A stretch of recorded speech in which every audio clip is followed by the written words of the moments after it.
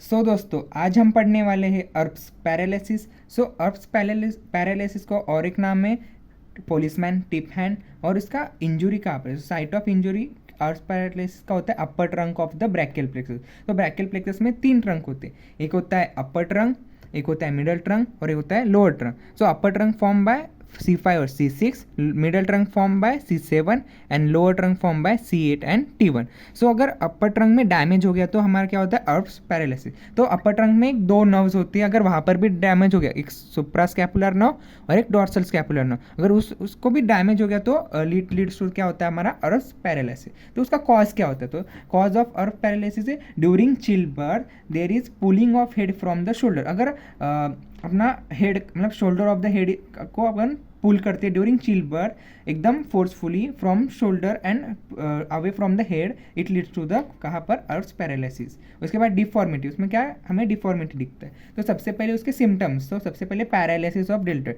सो upper trunk में से एक नर्व जाती है, उसमें भी विद डिविजन्स होते हैं, एंटीरियर डिवीजन और एक पोस्टीरियर। तो उसके बाद वो फॉर्म करते हैं एक्सिलरी नर्व। तो एक्सिलरी नर्व का किसको सप्लाई करते हैं, डेल्टोइड। तो वो डैमेज हो जाती है, इसके लिए क्या होता है पैरालिसिस ऑफ डेल्टोइड।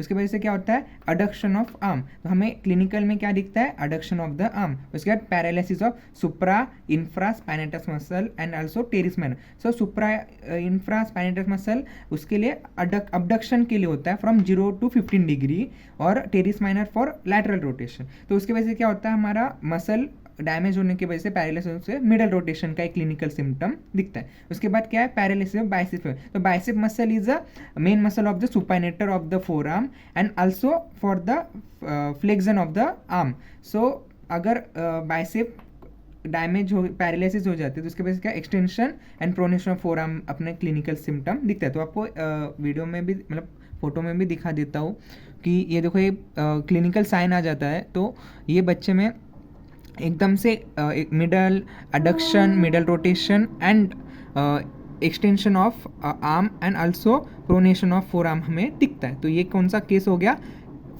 अर्ब्स पैरालिसिस। तो